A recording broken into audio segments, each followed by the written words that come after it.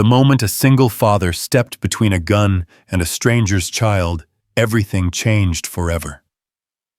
But what happened next will restore your faith in humanity. Hey everyone, welcome back to my channel. Today I'm sharing a story that will absolutely blow your mind. It's about sacrifice, redemption, and how one split-second decision can transform multiple lives in the most unexpected way. Make sure you stick around until the very end, because the twist will leave you speechless, and don't forget to comment what city you're watching from, so I can see how far this incredible story reaches. The fluorescent lights of Murphy's Corner store buzzed overhead like dying insects casting harsh shadows across the worn linoleum floor. Daniel Cruz wiped down the counter for the third time that evening, his calloused hands moving in practiced circles, while his mind wandered to the stack of overdue bills waiting at home. The clock above the register read 8:47 p.m., 13 minutes until closing time. 13 minutes until he could finally breathe. "Dad, look." 8-year-old Leo Cruz held up his sketch pad, revealing a crayon drawing of two stick figures under a rainbow. "It's us at the park." Daniel's weathered face softened as he looked at his son, perched on the small stool behind the counter, where he'd spent countless evenings while his father worked. The boy's dark hair fell across his forehead in the same unruly wave that Daniel had never been able to tame on himself. "That's beautiful, buddy," Daniel said, ruffling Leo's hair. "But you know what would make it even better if we actually had time to go to the park." The bitter truth hung in the air between them. Daniel Cruz, 32 years old and already feeling ancient, worked 3 jobs just to keep their tiny apartment and put food on the table. There was the corner store from 3 p.m. to 9 p.m., the construction site from 6 a.m. to 2 p.m., and weekend shifts at the loading dock when he could get them. Sleep was a luxury he couldn't afford, and quality time with Leo was even rarer.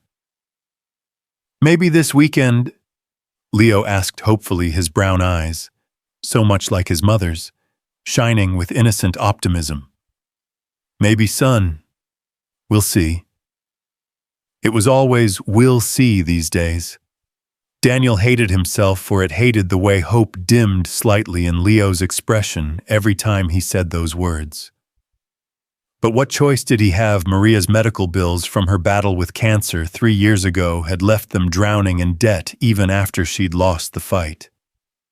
The life insurance barely covered the funeral costs, and Daniel had been struggling to stay afloat ever since. The bell above the door chimed sharp and urgent in the quiet store. Daniel looked up to see a woman stride in her phone pressed against her ear, her voice carrying the unmistakable authority of someone accustomed to being obeyed. "No, Richard. I don't care what the Tokyo markets are doing. We close the Henderson deal tomorrow, or we find new partners. Period." Veronica Hale was the kind of woman who commanded attention without trying.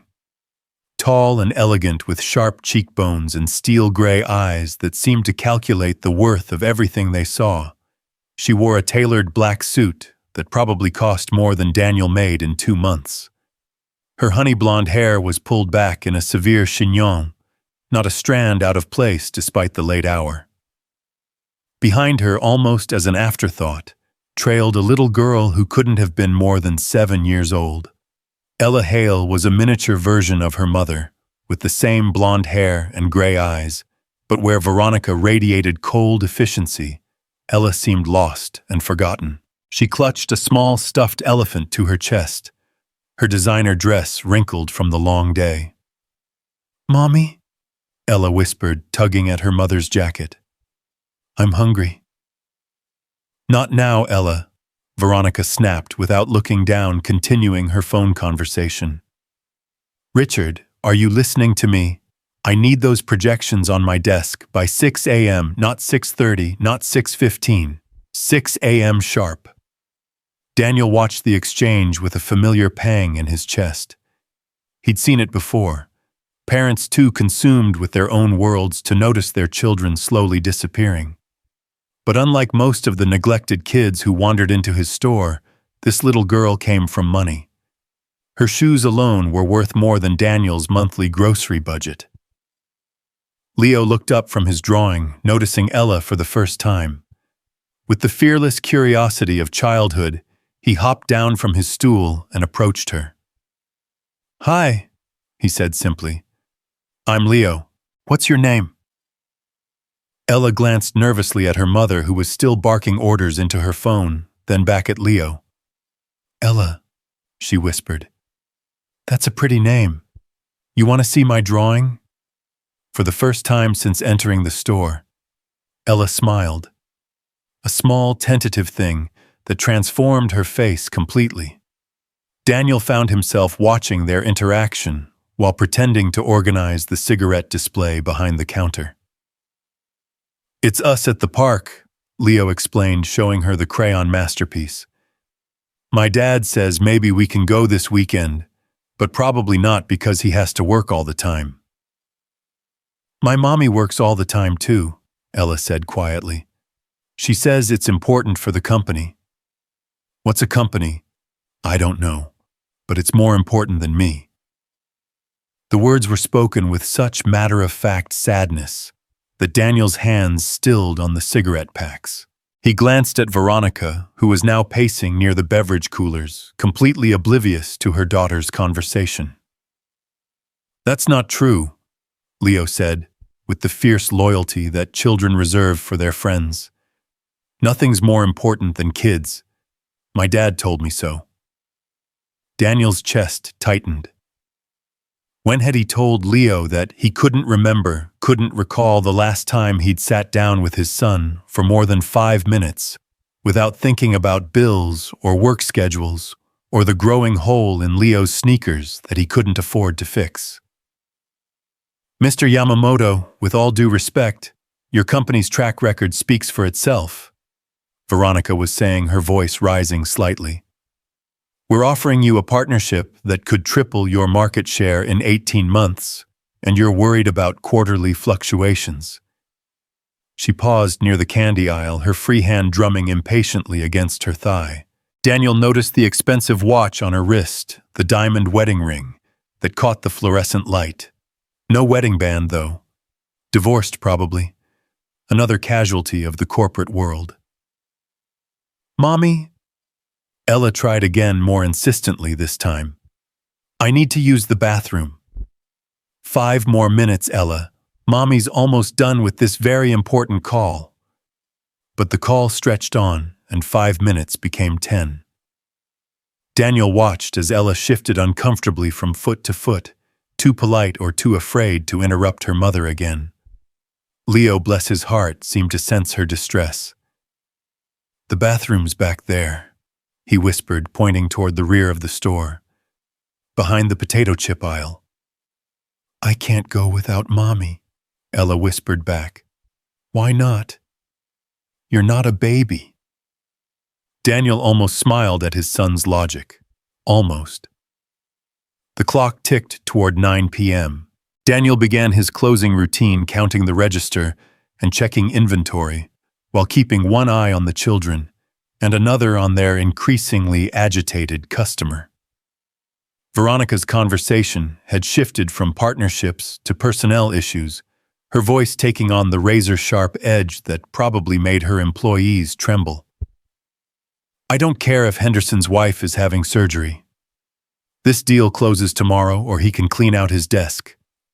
We're not running a charity here, we're running a business." The words stung more than they should have. Daniel thought about all the times he'd begged for schedule flexibility when Leo was sick, all the carefully worded requests for advances on his paycheck when the rent was due. He'd been fortunate. Mr. Murphy, the store's owner, was understanding about family emergencies. But he was also aware that his job security depended on not pushing that understanding too far. "Dad," Leo whispered, tugging on Daniel's shirt. "Ella really needs to go to the bathroom, but she's scared to ask her mom." Daniel looked at the little girl who was practically dancing now in her effort to hold it. Veronica, meanwhile, had moved to the far end of the store, her voice echoing off the walls as she launched into what sounded like a lecture about quarterly projections. "Ella," Daniel called softly. "Sweetheart, the bathroom's just right back there. Go ahead." She looked at him with wide, uncertain eyes. "But Mommy said—" "I'll tell your mommy where you went if she asks. It's okay." Relief flooded the little girl's face as she hurried toward the back of the store, clutching her stuffed elephant. Daniel felt a warm satisfaction at such a simple act of kindness, the kind of feeling that had become rare in his constantly stressed existence. That satisfaction lasted exactly 47 seconds. The bell above the door chimed again, but this time the sound was different, urgent, violent, accompanied by the crash of glass and metal. Daniel's head snapped up to see two figures bursting through the entrance, their faces hidden behind black ski masks, their hands gripping weapons that made his blood freeze in his veins. "Nobody move!" The first man's voice was rough, distorted by adrenaline, and whatever substances had given him the courage for this moment. "This is a robbery. Everyone on the ground, now!" Time seemed to fracture each second, stretching into eternity. Daniel's training from his brief stint in the National Guard kicked in automatically. Assess the threat, protect the innocent, find cover. But there was no cover, no escape route, and two children in immediate danger. Veronica's phone clattered to the floor as she spun around, her corporate confidence evaporating in an instant. Her face went white as she took in the scene. Two armed men, one pointing his gun directly at her, while the other advanced on Daniel behind the counter. "Leo," Daniel said quietly, his voice steady despite the terror clawing at his chest. "Get down behind the counter. Now." But Leo, frozen with fear, couldn't move. He stood there, clutching his crayon, drawing his 8-year-old mind, unable to process the sudden shift from safety to nightmare. "I said everyone on the ground," the second robber screamed, waving his gun erratically. He was younger than his partner, Daniel realized, probably not even 20. His hands shook as he pointed the weapon at Leo, then at Daniel, then back again. Okay, Daniel said, raising his hands slowly. "Nobody needs to get hurt here. Just tell me what you want." "What do you think we want, genius? Open the register. All of it. And whatever you got in the safe, too." Daniel's fingers trembled as he punched the register keys. The drawer sprang open with a cheerful ding that seemed obscene in the current circumstances. $37.42. Not even enough to fill a gas tank, certainly not worth risking lives over. "That's it." The first robber's voice rose to a dangerous pitch. $37, you kidding me? "It's a slow night," Daniel said carefully. "Look, you can have whatever's here, but where's the safe? There isn't one. Mr. Murphy doesn't keep much cash on." The gun swung toward Leo, who whimpered and finally dropped to his knees behind the counter. Daniel's world narrowed to that single point, the black barrel aimed at his son's head. "Don't lie to me, old man. Every store's got a safe. Where is it?" "I swear to God there's no safe. This is just a corner store. We don't—" "Shut up, you!" He pointed the gun at Veronica, who was pressed against the beverage cooler like a trapped animal. "Rich lady, empty your purse, jewelry too, everything." Veronica's hands shook as she fumbled with her designer handbag. Credit cards scattered across the floor, along with makeup and business cards. She pulled off her watch, her earrings working with the desperate efficiency of someone who'd finally encountered a problem that money alone couldn't solve. "My wallet's in the car," she stammered. "I can get it?" "Nobody's going anywhere," the younger robber snarled. "Jake, check the back room. There's gotta be something." Jake. Daniel filed the name away automatically, though he doubted it would matter. The way this was going, none of them would be in any condition to give statements to the police. That's when he heard it. The soft creak of a door opening from the back of the store. Ella. The little girl was coming out of the bathroom, unaware that her world had just exploded into violence and terror. "Mommy?" Her voice was small, confused. "Why are you on the floor?" The younger robber spun around his gun, tracking toward the sound. Daniel saw it happening in slow motion. The weapon swinging away from Veronica, searching for this new target. This child, who'd done nothing but need to use the bathroom. "No!" Veronica breathed, scrambling to her feet. "Ella, run!" But there was nowhere to run. The store's layout trapped them all in a deadly box with armed men at the only exit, and a 7-year-old girl standing frozen in the candy aisle, her stuffed elephant clutched to her chest. The robber's finger tightened on the trigger. Daniel didn't think. Thinking was a luxury he couldn't afford when a child's life hung in the balance. He vaulted over the counter, his construction-hardened muscles propelling him forward, even as his mind catalogued all the ways this could go wrong. "Get away from her!" The gun swung back toward him, but Daniel was already in motion, already committed to a course that could only end one way. Behind him, he heard Leo scream his name.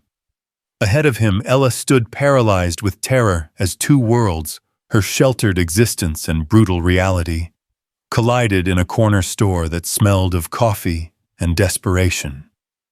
Time slowed to a crawl.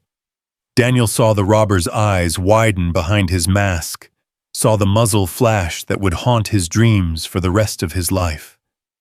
He felt the impact before he heard the sound, a punch to his chest that drove all the air from his lungs and sent him stumbling backward. But Ella was safe. As Daniel crashed into a display of potato chips as his vision began to blur and darkness crept in around the edges, he saw the little girl running to her mother, unharmed and whole. The last thing he remembered before unconsciousness claimed him was the sound of sirens in the distance and Leo's voice calling his name over and over again, as if saying it enough times could somehow bring his father back from the edge of forever.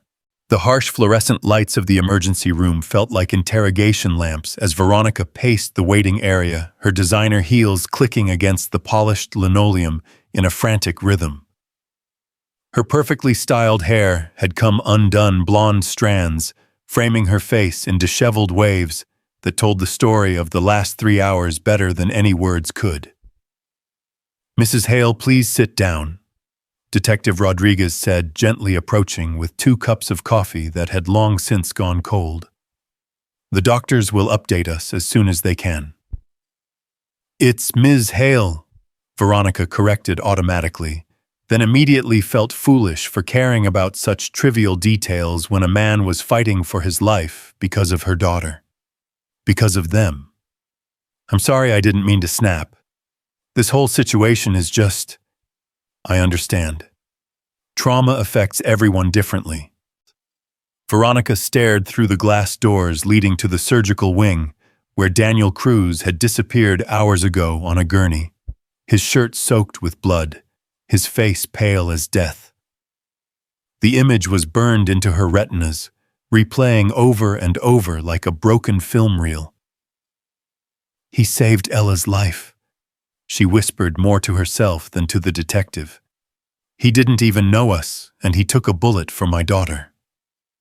On the hard plastic chairs nearby, Leo Cruz sat curled against Ella. Both children finally asleep after hours of tears and confusion. Leo's face was streaked with dried tears, his small hand still clutching the crayon drawing that had somehow survived the chaos. Ella had refused to let go of her stuffed elephant, which now bore witness to more than any child's toy should. The social worker, a kind-faced woman named Janet, had tried several times to separate the children to take Leo to emergency foster care while his father underwent surgery. But the boy had clung to Ella with desperate strength, and something in Veronica's chest had clenched at the sight. "No," she had told Janet firmly. He stays with us. I'm responsible for him until his father recovers. Now watching them sleep, Veronica couldn't shake the feeling that her entire world had shifted on its axis. 6 hours ago, her biggest concern had been closing the Henderson deal. She'd been annoyed at having to stop for Ella's bathroom break, irritated by the delay in her evening schedule. The irony wasn't lost on her, that this very inconvenience had placed them directly in the path of destiny. "Any word on the suspects?" she asked Detective Rodriguez, though part of her didn't want to know. The two young men who had shattered their lives were just kids themselves, probably desperate enough to believe that a corner store robbery was their only option. "Both in custody. The shooter is claiming it was an accident, that he didn't mean to pull the trigger." Rodriguez's voice carried professional skepticism. Jury might buy it considering his age and the circumstances, but attempted armed robbery is still attempted armed robbery. Veronica nodded absently, her attention drawn to the surgical board where Daniel's name remained illuminated in red. Surgery in progress. The words that had defined the last 4 hours of her life, each minute stretching into eternity, as she grappled with the weight of what this stranger had done for them. "Mommy?" Ella's sleepy voice broke through her thoughts. The little girl was stirring in her chair, her gray eyes finding her mother's across the waiting room. "Is Mr. Daniel going to be okay?" The question hit Veronica like a physical blow. In 7 years of motherhood, she'd mastered the art of age-appropriate answers, corporate speak, adapted for a child's understanding. But how did you explain to a 7-year-old that someone might die because of her? How did you find words for sacrifice that you barely understood yourself? "The doctors are working very hard to help him," she said carefully, moving to sit beside her daughter. "He's a very strong man." "He saved me," Ella said simply, the words carrying a weight that shouldn't exist in a child's vocabulary. "The bad man was going to hurt me, but Mr. Daniel stopped him." Leo stirred at the sound of voices, his dark eyes immediately scanning the room for his father. When reality crashed back over him, his face crumpled with fresh grief. "Where's my daddy?" He whispered the question, breaking what remained of Veronica's heart. She found herself kneeling in front of the boy, taking his small hands in hers. "He's with the doctors, sweetheart. They're taking very good care of him." "He's hurt because of us, isn't he?" Leo's voice was barely audible, but the guilt in his tone was unmistakable. "If we hadn't been at the store—" "No," Veronica said firmly, surprising herself with the fierce protectiveness in her voice. "This is not your fault. None of this is anyone's fault except those men who came in with guns." But even as she spoke the words, she knew they weren't entirely true. The fault lines ran deeper than criminal intent, spreading through choices and circumstances, through a society that pushed good men like Daniel Cruz to work themselves to exhaustion just to survive. Dr. Patricia Reeves emerged from the surgical wing just after midnight, her green scrubs telling a story of long hours and difficult decisions. Veronica rose so quickly that she nearly knocked over her chair, her heart hammering against her ribs. "Ms. Hale, I'm Dr. Reeves, the trauma surgeon. Are you Daniel Cruz's emergency contact?" The question stopped Veronica cold. She wasn't anything to Daniel Cruz, not really. They were strangers bound together by violence and sacrifice, by a moment that had changed everything but created no legal obligations. We were there when it happened," she said finally. "His son is with me. There's no one else." Dr. Reeves glanced at the sleeping children, her expression softening slightly. The surgery was successful. The bullet missed his heart by less than 2 inches, but it did significant damage to his left lung and nicked an artery. "We've repaired what we could, but the next 48 hours are critical." "Can we see him?" He's unconscious and will be for several more hours. When he wakes up, he'll need all his strength for recovery. I have to ask, does he have insurance? The question hung in the air like a physical presence. Veronica thought about the corner store, about Daniel's worn clothes and calloused hands, about the way Leo had talked so matter-of-factly, about his father working all the time. "I'll handle his medical expenses," she said quietly, the words coming from somewhere deep inside her that she didn't recognize. "Whatever he needs." Dr. Reeves raised an eyebrow. "Ms. Hale, I have to tell you the costs for this type of trauma care can be substantial. We're talking about potentially weeks in the ICU, followed by months of rehabilitation." "I said I'll handle it." Veronica's voice carried the same authority she used in boardroom negotiations, but underneath lay something she'd never felt in any business deal: absolute, unwavering certainty. "Send all the bills to me." After Dr. Reeves left, Veronica found herself staring at the children again. Leo had curled up against Ella, seeking comfort in the presence of someone who understood his fear. They looked like siblings, she realized. Two kids who'd bonded in trauma, finding solace in each other that the adults around them seemed unable to provide. Her phone buzzed with the 15th missed call from her assistant. Richard had probably been trying to reach her for hours, wondering where she was, why the Henderson deal had gone silent. The thought of returning those calls, of explaining where she'd been and why it mattered, felt impossible. Instead, she walked to the hospital's business office, her heels echoing in the empty corridors. The night supervisor, a tired-looking woman named Carol, listened without judgment as Veronica explained the situation and arranged for Daniel's medical bills to be forwarded to her personal accountant. "That's very generous of you," Carol said, processing the paperwork. "Not many people would take on that kind of responsibility for a stranger."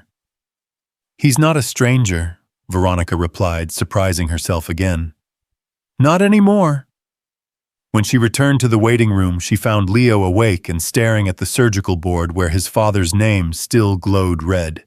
The boy's shoulders shook with silent tears, and Veronica felt something crack inside her chest. "Leo," she said softly, sitting beside him. "Your daddy is very brave. Do you know that?" He nodded without looking at her. "He's the bravest person in the whole world. But what if—" His voice broke, unable to finish the thought that terrified him most. "What if what, sweetheart? What if he dies? What happens to me then?" The question hit Veronica with the force of revelation. This 8-year-old boy, who should be worried about homework and playground disputes, was contemplating a future where he might end up alone in the world. While her own daughter slept peacefully, secure in the knowledge that her mother's wealth could shield her from most of life's harsh realities. "He's not going to die," Veronica said, with more confidence than she felt. "And even if something happened, you wouldn't be alone. I promise you that." Leo looked at her, then his dark eyes searching her face for truth. "You promise?" "I promise." The words felt like a sacred vow binding her to this child and his father in ways she was only beginning to understand. She thought about her own childhood, raised by nannies, while her parents built their business empire. She thought about the loneliness that had driven her to succeed at any cost, the emotional walls she'd built so high that even her own daughter couldn't scale them. Dawn was breaking outside the hospital windows when Daniel finally stirred.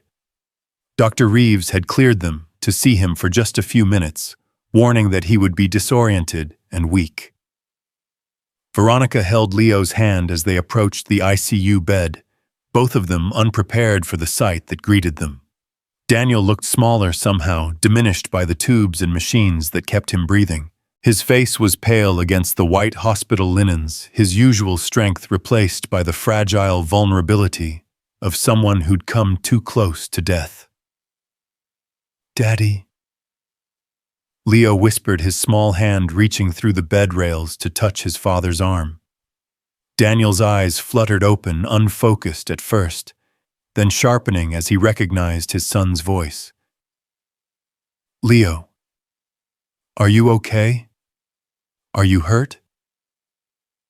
I'm okay, Daddy. But you're hurt. You're hurt really bad. The little girl. Daniel's voice was barely a whisper, strained by the breathing tube they'd only recently removed. Ella, is she? She's fine, Veronica said, stepping into his line of sight. Thanks to you, she's perfectly fine. Daniel's eyes found hers, and she saw confusion there mixed with something that might have been recognition. You're her mother. Yes. I'm Veronica Hale, and I owe you a debt I can never repay. No debt, Daniel said weakly, his hand finding Leo's. Just glad she's safe. Why? The question burst out of Veronica before she could stop it. Why did you do it? You didn't know us. Your son needed you, and you risked everything for strangers. Daniel was quiet for so long that she thought he might have fallen back asleep.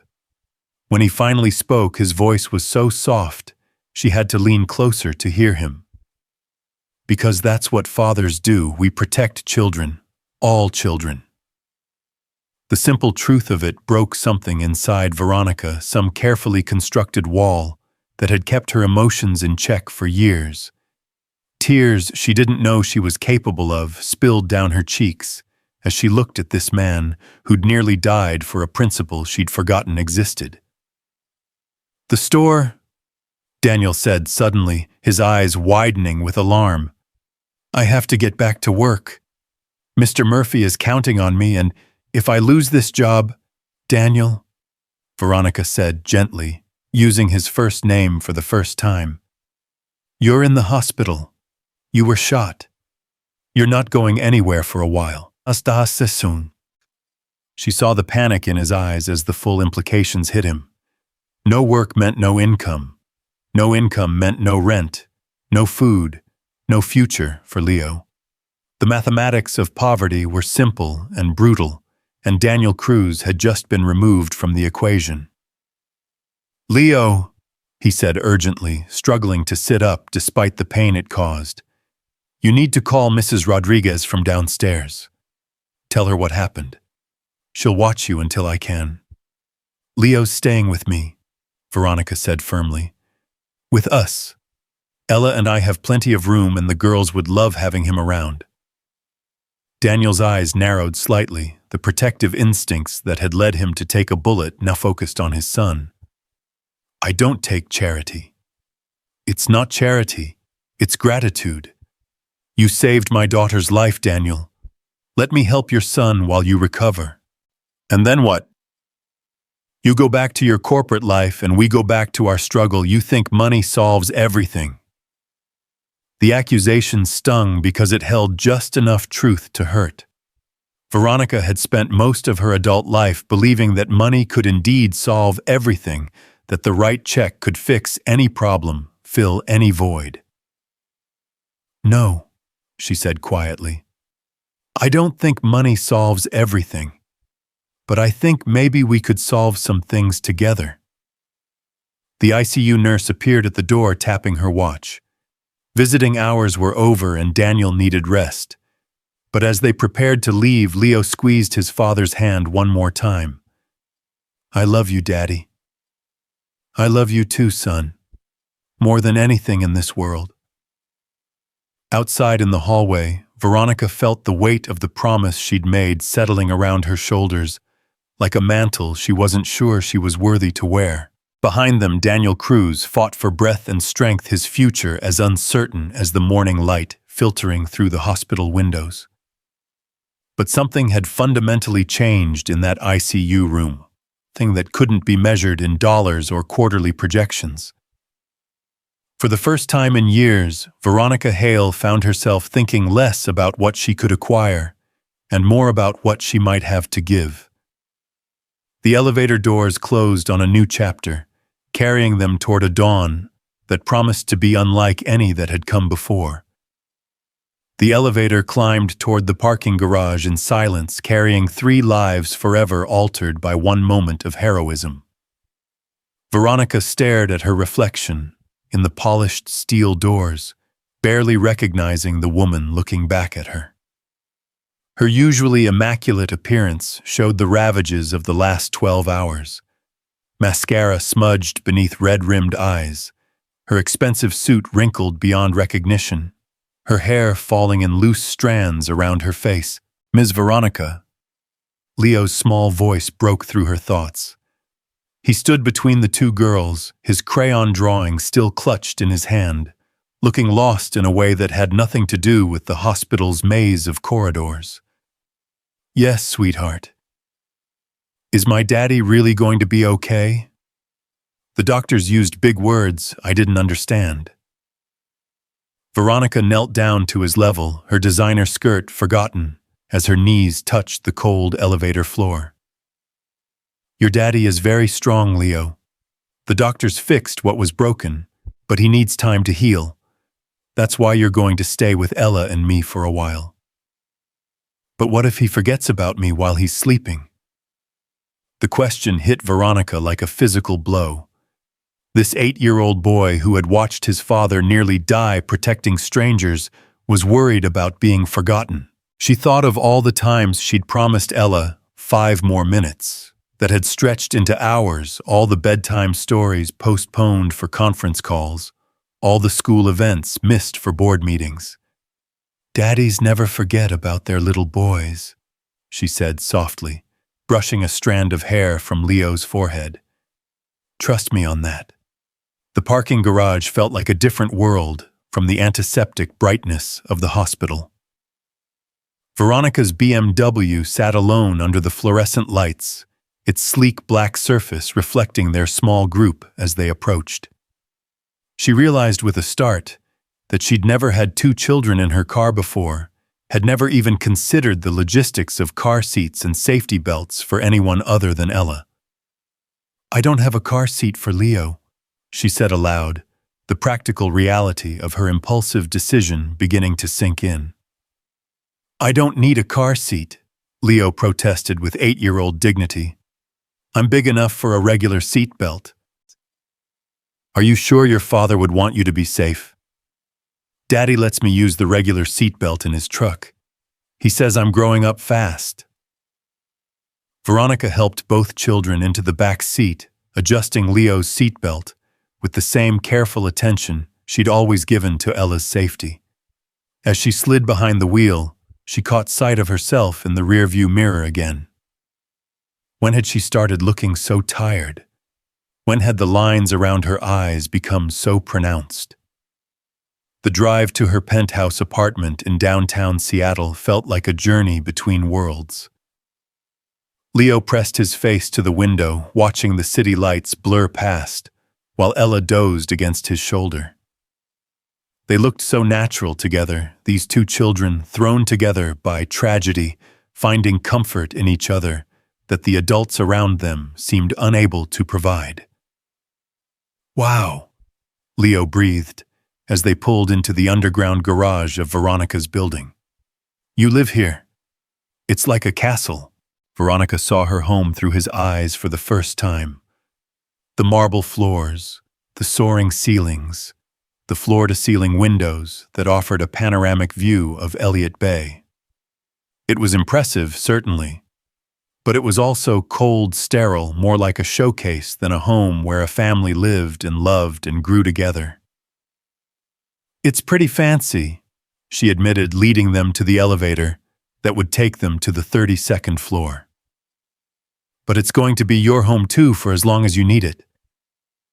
The elevator ride to her floor was swift and silent, broken only by Leo's occasional gasps as he watched the city shrink below them through the glass walls. When the doors opened directly into her apartment, his reaction was everything she'd expected and somehow less satisfying than she'd hoped. "This is where you live," he asked, his voice echoing slightly in the vast space. This is it. What do you think? Leo walked slowly into the living room, his sneakers silent on the thick Persian rugs. He studied the abstract paintings on the walls, the designer furniture that looked like it belonged in a museum rather than a home, the dining table that could seat 12 but rarely hosted more than business dinners for 2. It's really big, he said finally. But where do you play? The question stopped Veronica cold. Where did they play? She looked around her apartment with new eyes, searching for evidence of childhood joy, of laughter and games, and the beautiful mess that came with raising a child. The space was immaculate, organized, efficient, but it wasn't warm. It wasn't alive. Well, Ella has her room, Veronica said weakly. And there's the media room with the big television. But where do you color pictures? Where do you build forts? Where do you have tea parties? Each question was like a small indictment of the life she'd built. Ella emerged from her initial shyness, taking Leo's hand and leading him toward her bedroom. Come on, I'll show you my stuff. I have lots of toys we never use. Veronica followed them down the hallway, past the guest rooms that had never hosted guests, past her home office, where she spent most of her waking hours, even when she was supposed to be relaxing. Ella's room was a monument to material excess. Shelves lined with dolls still in their boxes, elaborate playsets that looked untouched, enough toys to stock a small store. Why don't you use them? Leo asked, running his fingers over an elaborate dollhouse that had cost more than Daniel made in a month. Mommy's always working, Ella said matter-of-factly. And they're too nice to mess up. The words hit Veronica harder than any business competitor ever had. Her daughter had a room full of toys, but no permission to play with them, no time with her mother to make them meaningful. She'd created a showcase of childhood rather than actually providing one. Well, that's going to change, Veronica said impulsively. Starting right now. Leo, this dollhouse belongs to both of you. And Ella, these toys are meant to be played with. All of them. Both children looked at her with surprise, as if she'd just announced that gravity was optional. Really? Ella asked. Even the tea set Grandma sent from London. Especially the tea set. What good is a tea set if you never have tea parties? As the children began tentatively exploring the toys, Veronica retreated to the kitchen to figure out the next practical challenge. Feeding 2 hungry children when her usual diet consisted of takeout sushi and protein bars consumed between meetings. The refrigerator, usually stocked with bottled water and leftover client lunches, seemed woefully inadequate for the task ahead. Her phone buzzed insistently on the granite countertop. Richard, her assistant, had sent 17 text messages and left 9 voicemails. The Henderson deal, her company's future, the Tokyo partnership, all of it waiting for her attention. All of it seeming somehow less important than 2 children giggling in the next room as they discovered the joy of playing with toys that had been meant for playing all along. She scrolled through the messages with growing detachment. Henderson furious about delay. Tokyo partners threatening to walk. Board meeting moved to 9 a.m. tomorrow. Where are you, company in crisis? Crisis. The word that had driven her entire adult life, the fear that had pushed her to work 16-hour days and sacrifice everything else on the altar of success. But as she listened to Leo and Ella's laughter echoing through her apartment, she realized she'd been so busy preventing professional crises that she'd created a personal one without even noticing. Ms. Veronica? Leo appeared in the kitchen doorway, his face bright with excitement. Ella says you have ice cream in the freezer. Can we have some? My daddy usually says no, but this has been a pretty bad day. The simple request broke her heart. This child, whose father was fighting for his life, was asking for ice cream with the same careful politeness he'd probably learned from years of disappointment. When had she last given Ella ice cream just because it would make her happy? "We can have ice cream," she said, opening the freezer to find a carton of expensive gelato she'd bought months ago and forgotten. "In fact, we can have ice cream for dinner if we want to." "For dinner?" Both children stared at her in amazement. "Why not?" "Sometimes when life gives you really bad days, you have to fight back with really good ice cream." They ate gelato in the living room, sitting on the floor in front of the massive windows that offered a glittering view of the Seattle skyline. Leo told stories about his father, how Daniel worked 3 jobs but still found time to help with homework, how he could fix anything with duct tape and determination, how he sang old Mexican songs while cooking breakfast on Sundays. "Daddy says we're a team," Leo said, chocolate gelato smearing his cheek. "Just him and me against the world. But now he's hurt, and I can't help him get better." "You're helping him by being brave," Veronica said, "and by letting people like us help you while he recovers." "Are you sure it's okay? Daddy says we don't take charity from strangers." "We're not strangers anymore," Ella piped up with 7-year-old wisdom. "Strangers don't save your life. Strangers don't share their ice cream." As the evening wore on, Veronica found herself experiencing something she'd almost forgotten: the simple pleasure of being present. No phone calls interrupted their impromptu movie night. No urgent emails demanded immediate responses. For the first time in years, she watched her daughter laugh, without calculating what it was costing her in productivity. When both children finally fell asleep on the living room sofa, exhausted by trauma and sugar, Veronica covered them with the throws that usually existed solely for decoration. They looked peaceful in sleep, Leo's arm thrown protectively over Ella, as if he'd already accepted his role as her guardian. Her phone continued to buzz with increasing urgency. The Henderson deal was falling apart. The board was demanding answers. Her company's stock price had dropped 12% in after-hours trading, responding to rumors that the famously decisive Veronica Hale had simply vanished during a crucial negotiation. She stood at the window looking out over the city, where thousands of people were living their own dramas of love and loss, success and failure. Somewhere in a hospital bed, Daniel Cruz was fighting to heal so he could return to his son. Somewhere in corporate boardrooms, executives were making decisions that would affect thousands of lives without ever considering the human cost. The irony wasn't lost on her that she'd built an empire on the principle of putting business first, always. But watching Daniel nearly die to protect her daughter had shown her the difference between existing and living, between achieving and becoming. Her laptop glowed accusingly from the dining room table where she'd abandoned it 12 hours earlier. The presentation for tomorrow's emergency board meeting was half finished, the financial projections that would determine her company's future waiting for her attention. She could salvage the Henderson deal with a few phone calls, restore confidence with the right combination of apology and authority.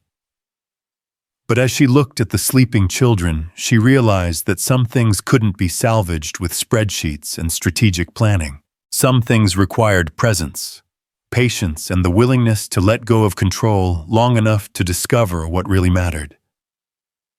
The phone rang shrill in the quiet apartment. Richard's name flashed on the screen along with the time, 2:47 a.m. She let it go to voicemail, then listened to the message with growing disbelief. "Veronica, where the hell are you?" "Henderson walked the Tokyo deal is dead, and the board is talking about calling for your resignation. I've been covering for you for 18 hours, but I need you to call me back immediately. This company is about to implode, and I can't hold it together without you." The threat should have sent her into crisis mode, should have had her reaching for her laptop and phone simultaneously. Instead, she felt a strange sense of calm descending over her.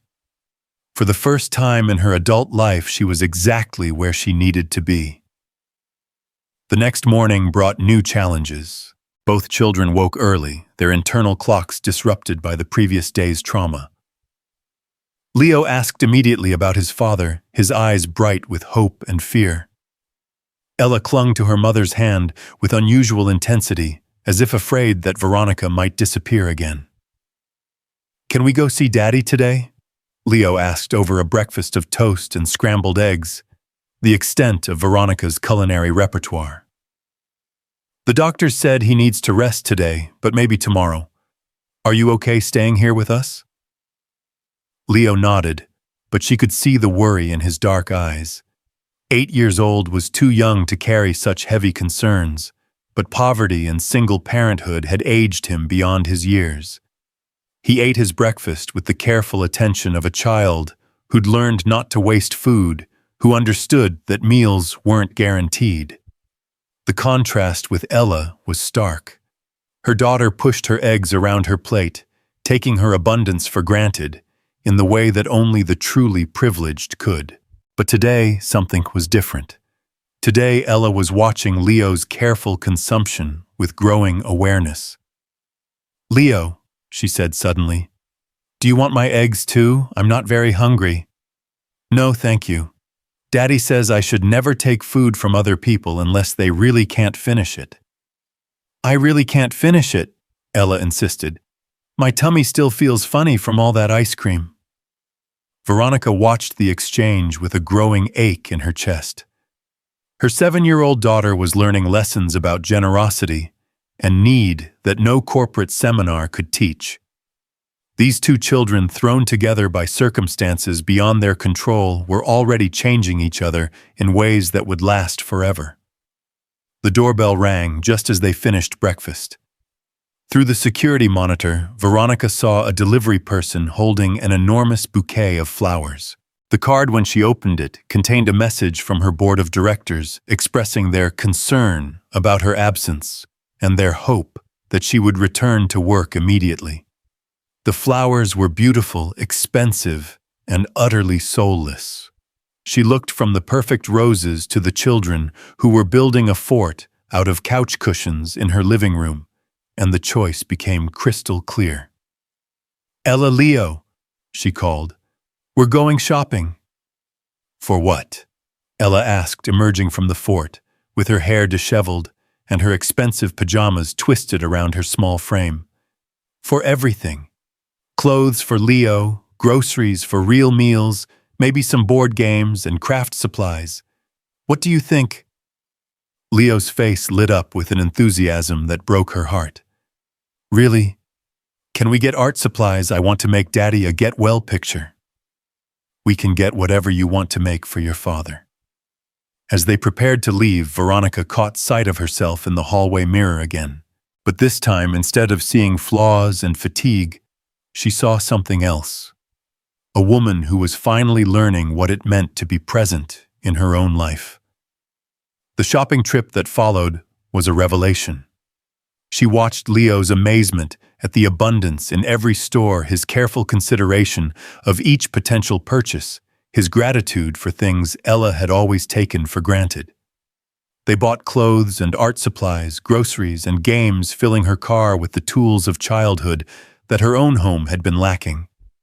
But more than that, they talked.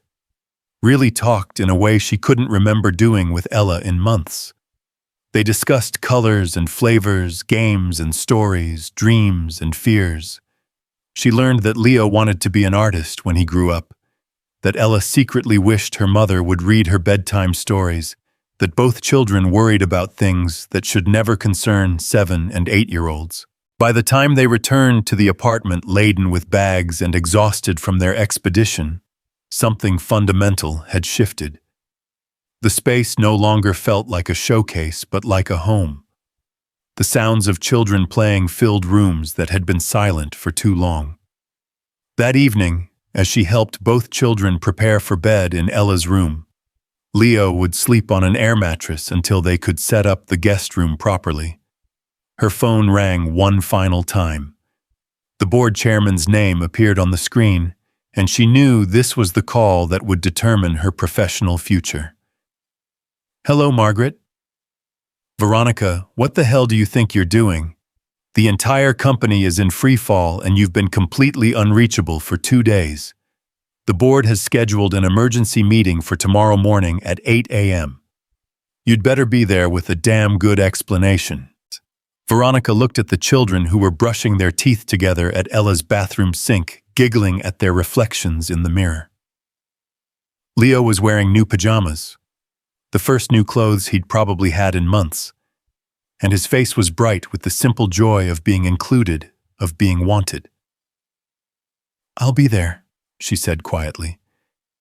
"But Margaret, I need you to know that some things have changed." Changed how, Veronica? You're talking about a company worth $200 million. Nothing changes that kind of responsibility. Everything changes it, Veronica replied, surprising herself with the certainty in her voice. "I'll explain tomorrow." After she hung up, she tucked both children into bed. Ella in her usual spot, Leo on the air mattress that he insisted was the most comfortable bed ever. She read them a story, something she hadn't done for Ella in months, watching their faces glow in the soft lamplight as the familiar words wove their magic. "Ms. Veronica," Leo whispered as she prepared to leave. "Thank you for taking care of me. Daddy's going to like you a lot when he gets better." "I hope so, sweetheart. I hope so." As she closed the door softly behind her, Veronica realized that tomorrow would bring decisions that would define the rest of her life. She could return to the boardroom, salvage what remained of her business empire, and go back to the life she'd built with such determination. Or she could choose something else entirely, something messier, more uncertain, but infinitely more meaningful. The answer came to her as she stood in her living room looking at the evidence of the day's adventures scattered across her usually pristine space. Crayons and coloring books, board games and shopping bags, the beautiful chaos of a life actually being lived. For the first time in years, Veronica Hale knew exactly what she wanted to do. The corporate boardroom on the 48th floor of the Hale Industries building had been Veronica's second home for 15 years. She knew every detail of this room. The imported Italian marble conference table, the leather chairs that cost more than most people's monthly salary, the floor-to-ceiling windows that offered a commanding view of Seattle's financial district.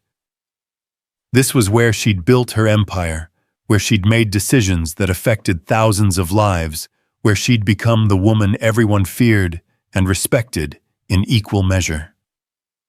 Now, as she sat at the head of that same table facing 12 board members who looked like they wanted her head on a platter, the room felt foreign, hostile. The power she'd wielded so effortlessly for years seemed to have evaporated overnight, replaced by something she'd never expected to feel in this space, doubt about whether any of it had ever really mattered.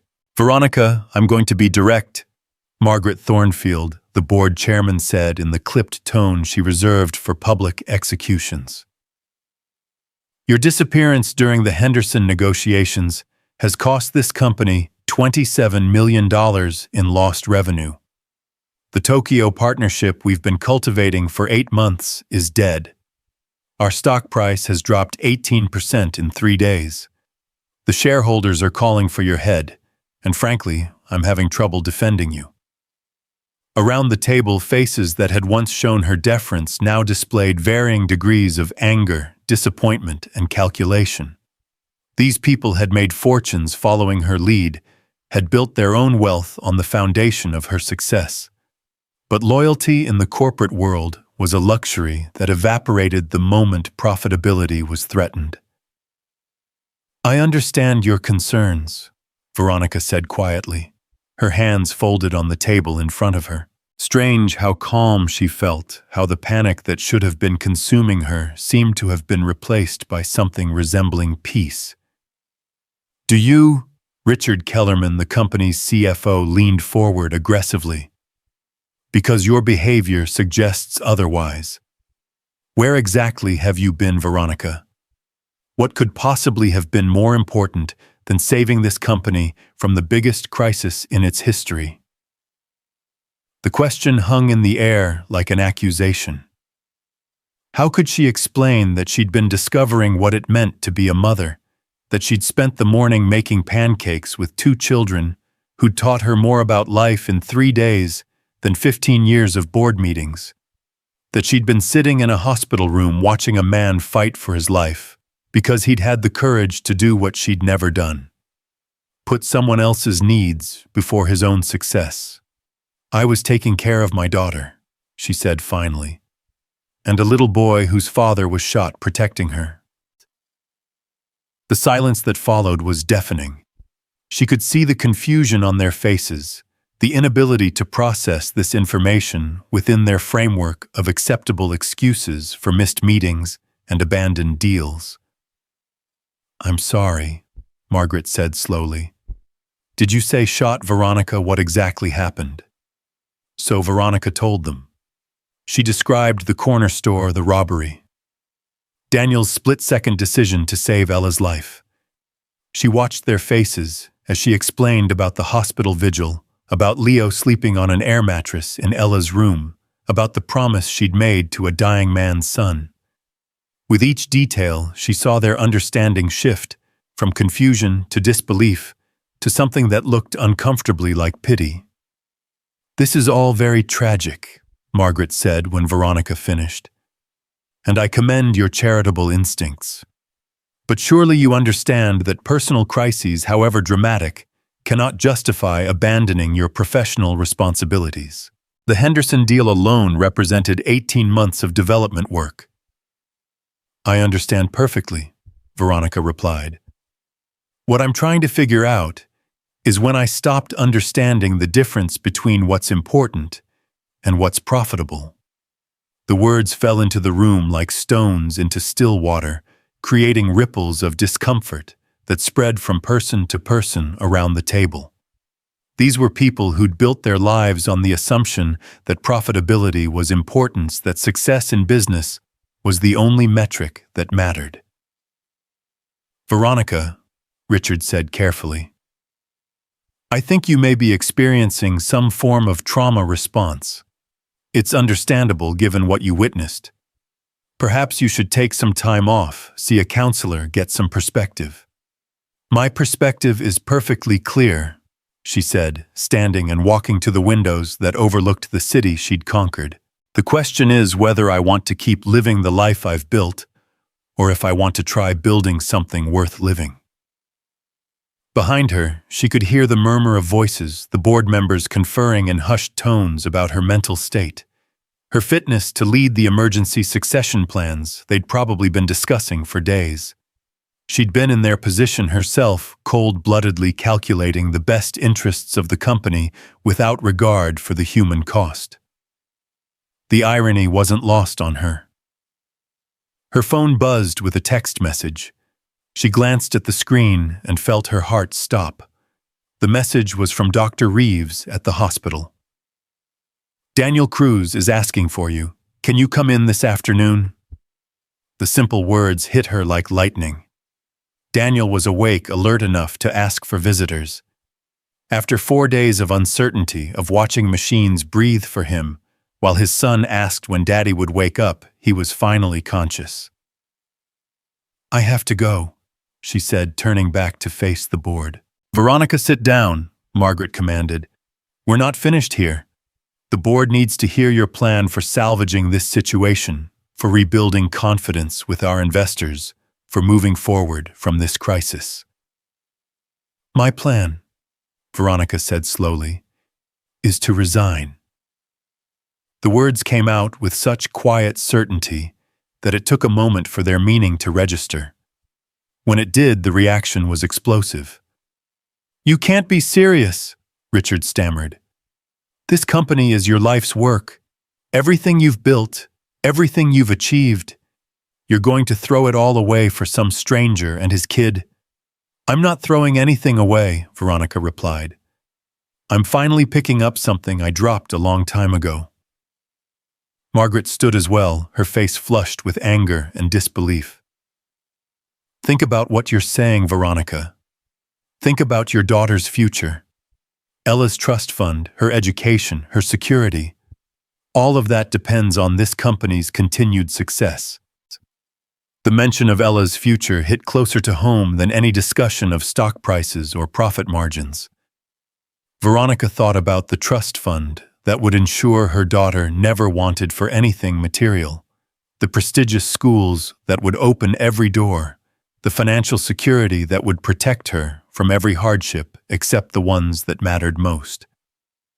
My daughter's future depends on having a mother who's present in her life, she said. Someone who reads her bedtime stories instead of emails. Someone who knows what makes her happy instead of just what makes her wealthy. This is insane, Richard muttered. Veronica, you're having some kind of breakdown. People don't just walk away from $200 million companies because they have an emotional experience. Don't they? Veronica asked. Maybe that's the problem. Maybe we've created a world where emotional experiences don't matter, where human connections are less important than profit margins. Maybe that's exactly what needs to change. She gathered her briefcase and moved toward the door, each step feeling like a small victory over the life that had consumed her for so long. Behind her, voices rose in protest, in negotiation, in desperate attempts to bring her back to the table.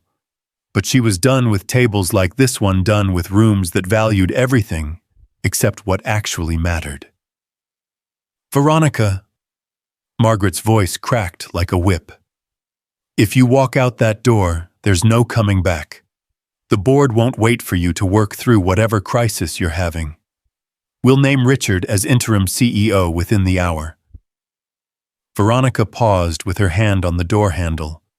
Everything she'd worked for, everything she'd sacrificed for, everything that had defined her identity for the past 15 years was on the other side of this decision. The company that bore her name, the empire she'd built from nothing, the legacy she'd planned to leave behind, all of it would continue without her. I know, she said simply and walked out. The elevator ride down from the 48th floor felt like descending from one life into another. Each floor that passed took her further from the woman she'd been and closer to someone she was only beginning to understand. The marble lobby, the security guards who'd greeted her by name for years, the revolving doors that had marked the boundary between her personal and professional worlds, all of it felt like artifacts from someone else's life. Her phone was ringing before she reached her car. Richard, Margaret, other board members trying to talk sense into her, trying to bring her back from what they saw as the brink of madness. She turned the phone off and drove toward the hospital in blessed silence. The ICU looked different this time. Less frightening, more hopeful. Dr. Reeves met her at the nurse's station with a smile that immediately lifted the weight from her shoulders. He's doing much better, the doctor said. Still weak, of course, and he'll need several more weeks of recovery. But his lung is responding well to treatment, and there don't appear to be any complications from the surgery. Can I see him? He's been asking for you specifically. Quite insistent, actually. And the boy, Leo Daniel, keeps asking about him too. Veronica found Daniel propped up in bed, still pale but infinitely more present than he'd been during her last visit.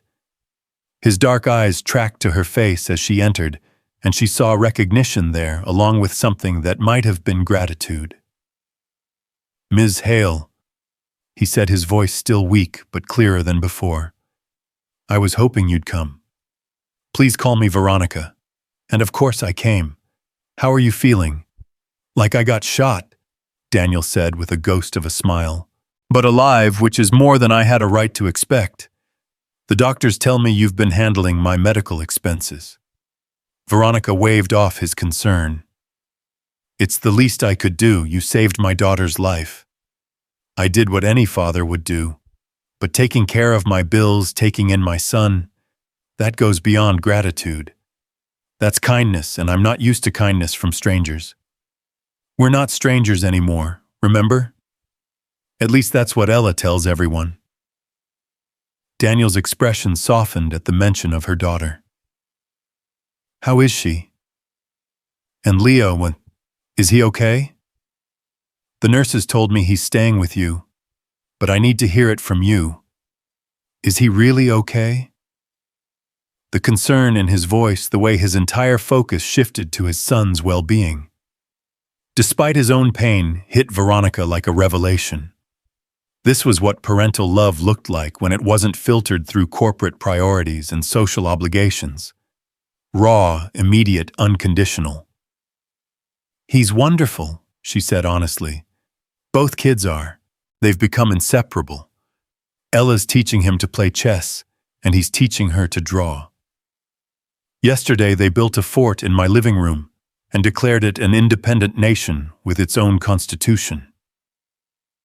That sounds like Leo, Daniel said, and the love in his voice was almost painful to witness. He's always been creative. His mother used to say he could make art out of anything. Bottle caps, leaves pieces of string. I keep promising him we'll get proper art supplies when money gets better, but... He trailed off, and Veronica saw the reality of their situation settling over him like a dark cloud. A man recovering from a gunshot wound, unable to work with bills mounting, and a son to support. The mathematics of their survival had become impossible overnight. Daniel, she said carefully, I need to tell you something. I've made some changes in my life, some big ones, and I was hoping we could talk about how those changes might affect you and Leo. She told him about the board meeting, about her resignation, about the decision to step away from the life that had consumed her for so long. She watched his face as she explained her plans, saw confusion give way to concern, and then to something that looked like understanding. You gave up your company, he asked when she finished. For us. Not for you, Veronica said. Because of you, there's a difference. You showed me what it means to put people before profit, to choose love over success. I'm just finally learning to make that choice myself. Daniel was quiet for a long moment, his eyes studying her face as if trying to read the truth behind her words. What does this mean, practically speaking, for Leo and me? It means you don't have to worry about the medical bills. It means Leo has a place to stay for as long as he needs it. It means that when you're ready to go back to work, you'll have options beyond 3 minimum wage jobs. I don't take charity. Daniel said, his voice firm despite his weakness. It's not charity, it's family. The word hung between them, loaded with implications neither of them was quite ready to examine. Family. Such a simple concept, but one that had been redefined and restructured by a single moment of courage in a corner store. Veronica, Daniel said slowly, I need you to understand something. I'm not the kind of man who's used to being rescued. I've been taking care of myself and Leo since his mother died, and it's been hard, but it's been honest work. I don't know how to accept help without feeling like I'm failing him. You're not failing him, Veronica said fiercely. You took a bullet to protect my daughter. You nearly died rather than let a child get hurt. How is that failure? Because a good father provides for his son. A good father doesn't end up in the hospital while strangers take care of his responsibilities. The pain in his voice went deeper than his physical wounds. Veronica recognized it because she'd felt it herself. The crushing weight of trying to be everything to everyone, of measuring worth in terms of productivity and success rather than love and presence.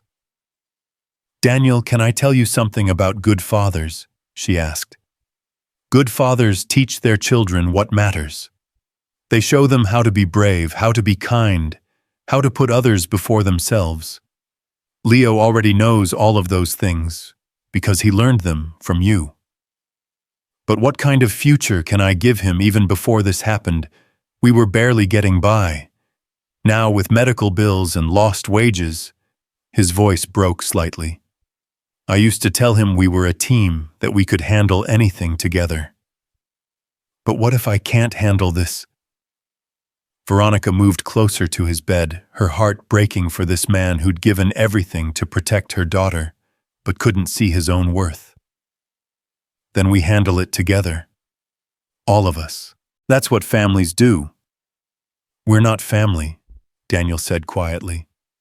We're strangers who got thrown together by circumstances. Are we? Because Leo calls me Ms. Veronica, like I'm his favorite teacher? Because Ella asks about Leo's daddy 20 times a day? Because I've spent more time being a mother in the last 4 days than I have in the last 4 years? If that's not family, what is? Before Daniel could answer, the door opened and Leo burst in, followed by Ella and a slightly harried-looking nurse. "Daddy!" Leo rushed to the bedside, his face glowing with relief and joy. "You're awake, really awake," Ms. Veronica said. "You were getting better, but I was scared you might forget about me while you were sleeping." "I could never forget about you, mijo," Daniel said, his voice thick with emotion, as he reached out to touch his son's face. "You're the most important thing in my whole world." "I made you a picture," Leo said, pulling out a carefully folded piece of paper. "It's us at the park, but this time there are 4 people instead of 2. See, that's you and me, and that's Ms. Veronica and Ella. We're all together." Daniel unfolded the drawing with shaking hands. It was clearly Leo's work, the same innocent style Veronica had seen in his other drawings. But this one was different. This one showed a family. Not the traditional nuclear unit that society expected, but something new. Something born out of tragedy and healing into love. "It's beautiful, son," Daniel whispered. "The most beautiful picture you've ever made." "Ms. Veronica has it on her refrigerator at home," Ella announced proudly. "And she says we can stay there as long as we want, even after you get better. Would you like that, Mr. Daniel? Would you like to live with us?" The question came from a 7-year-old's perspective, innocent of the complications that adults saw in such arrangements. But looking at the 4 of them gathered around Daniel's hospital bed, Leo clutching his father's hand, Ella bouncing excitedly at the foot of the bed, Veronica feeling more complete than she had in years. The complications seemed less important than the connections. "I don't know, sweetheart," Daniel said carefully. "That would be up to your mother, and there are a lot of things to figure out." "I've been thinking about those things," Veronica said, "about what happens next for all of us. And I have some ideas if you're willing to listen." Over the next hour, as Daniel's strength allowed, she outlined her vision for their future. It wasn't the life she'd planned a week ago, wasn't the corporate empire she'd built, or the social status she'd cultivated. Instead, it was something smaller and infinitely larger. A family built on choice rather than obligation, on love rather than convention. She talked about selling the penthouse and buying a house with a yard where children could play, about using her financial resources to create stability for all of them, rather than accumulating wealth for its own sake. About Daniel's recovery and the time he'd need to heal both physically and emotionally from the trauma they'd all experienced. "You don't have to decide anything now," she said, as visiting hours drew to a close. "Just focus on getting better. But I want you to know that whatever happens, Leo will always have a place with us. And so will you if that's what you choose." As they prepared to leave, Leo hugged his father carefully, mindful of the tubes and bandages that still connected Daniel to various machines. "I love you, Daddy. And I love Ms. Veronica and Ella too. Is that okay?" "That's more than okay, mijo," Daniel said, his eyes finding Veronica's over his son's head. "Love is always okay." The drive home was quiet, both children exhausted from the emotional intensity of the hospital visit. But it was a peaceful quiet, the silence of people who'd found something they hadn't even known they were looking for. That evening, as Veronica tucked both children into bed again, she reflected on the day's events. She'd walked away from a fortune, abandoned the career that had defined her, stepped into an uncertain future with no guarantees except the ones that mattered most. Her phone had remained off since the board meeting, but she could imagine the messages accumulating, from colleagues, from investors, from a business world that wouldn't understand her choice. Tomorrow would bring practical challenges, legal complications, the messy details of untangling a life built around corporate success. But tonight, as she listened to Leo and Ella's sleepy conversation about plans for tomorrow's art project, Veronica felt something she hadn't experienced in years. She felt like she was exactly where she belonged, doing exactly what she was meant to do. For the first time in her adult life, success felt less important than significance. And significance, she was learning, had nothing to do with quarterly reports or board meetings or empire building. It had everything to do with being present for the people who needed you most, with choosing love over profit, with discovering that sometimes the best way to find yourself was to lose everything you thought you wanted. The future stretched ahead of them, uncertain, but full of possibility. And for the first time in years, that uncertainty felt like freedom rather than fear. 3 months later, the morning sun streamed through the kitchen windows of the suburban house in Bellevue, casting golden squares across the hardwood floors that bore the happy scars of 2 children's daily adventures. Veronica stood at the stove flipping pancakes with the kind of focused attention she'd once reserved for quarterly earnings reports, while the sounds of laughter echoed from the living room, where Leo and Ella were building what they claimed would be the world's most elaborate blanket fort. "Ms. Veronica," Leo's voice carried through the house with the excitement that had become as familiar to her as her own heartbeat. "The pancakes smell like heaven. Can we have the blueberry ones shaped like dinosaurs again? Only if you promise to eat actual fruit with them instead of just syrup," she called back, smiling at the domestic normalcy that had replaced her previous life of power lunches and boardroom battles. The transformation hadn't been easy. The first weeks after her resignation had brought a cascade of legal meetings, financial restructuring, and the complex process of disentangling herself from the corporate empire she'd built. Richard had assumed control of Hale Industries, with the efficient ruthlessness she'd trained him to display, making it clear that her decision was viewed as temporary insanity, that the company would survive and forget. But as Veronica watched Leo carefully set the table with the mismatched plates they'd bought together at a local thrift store, she felt nothing but relief for the choice she'd made. This house, with its lived-in furniture and child-friendly chaos, felt more like home than her sterile penthouse ever had. "Good morning, beautiful." Daniel's voice was still slightly raspy from his recovery, but it carried the warmth that had become the soundtrack to her mornings. He appeared in the kitchen doorway, moving with the careful deliberation of someone whose body was still remembering how to be whole, but whose smile was stronger than it had ever been in the corner store. The past 3 months had been a delicate dance of healing, both physical and emotional. Daniel's recovery had been slower than anyone anticipated, complicated by pneumonia and the psychological trauma that came with nearly dying.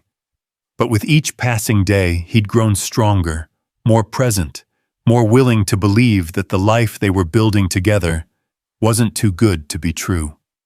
"How are you feeling today?" Veronica asked the question that had become their morning ritual. She searched his face for signs of pain fatigue, the setbacks that had marked his journey back to health. "Like a man who gets to wake up in a house full of laughter," he replied, moving to stand behind her at the stove, his arms encircling her waist, with the careful tenderness that characterized all his gestures toward her. Like someone who won the lottery he never knew he was playing.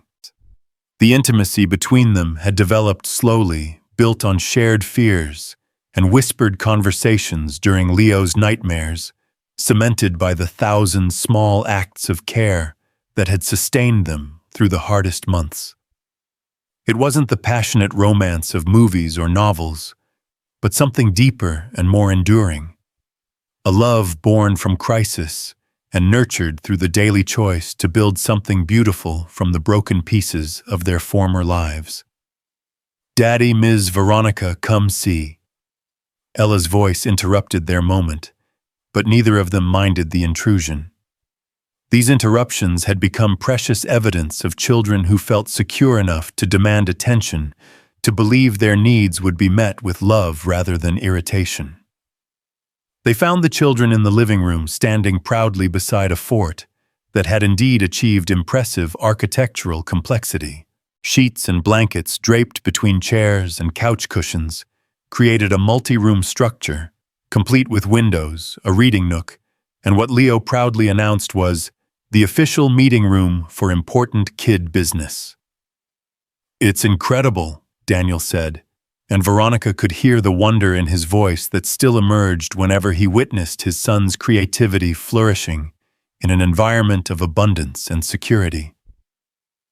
"Did you two engineer this yourselves?" "Ella's really good at the planning part," Leo explained, his arm draped casually around his friend's shoulders. "And I'm good at the building part.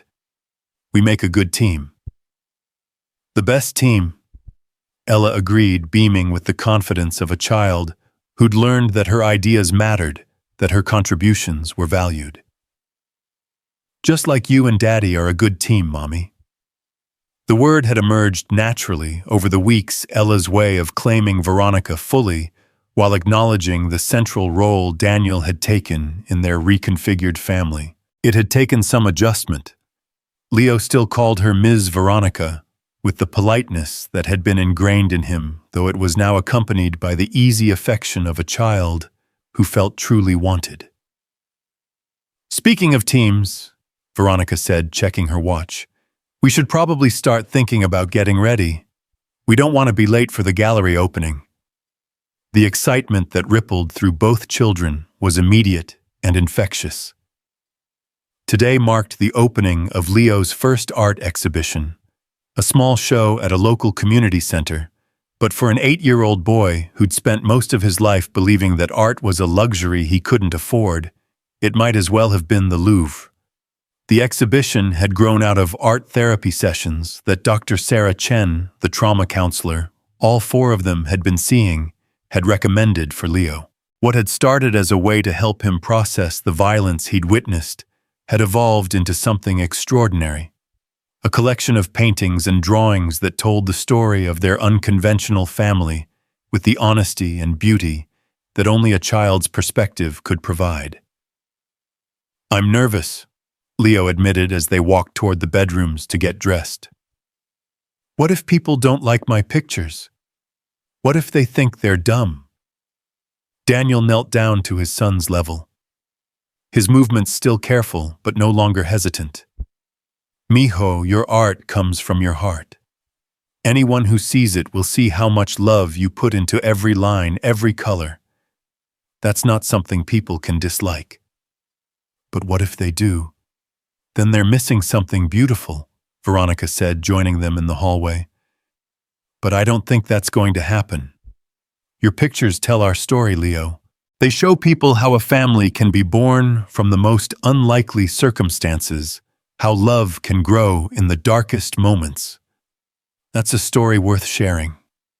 An hour later, they stood outside the East Side Community Center, all 4 of them dressed in their best clothes, which for Leo meant the button-down shirt and dress pants they'd bought specifically for this occasion, making him look older and more serious than his 8 years suggested. Ella wore a dress that she'd insisted had to be artistic, because this was Leo's big day, and she wanted to look the part of an artist's sister. "Are you ready?" Daniel asked, his hand warm and steady on Leo's shoulder. "Are you coming in with me?" Leo looked between his father and Veronica with the vulnerability that still surfaced when he needed extra reassurance that the adults in his life wouldn't abandon him at crucial moments.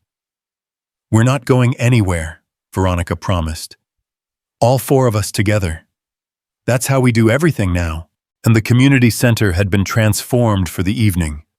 Leo's drawings and paintings lined the walls, each one professionally framed and lit, turning the simple space into something that felt sacred.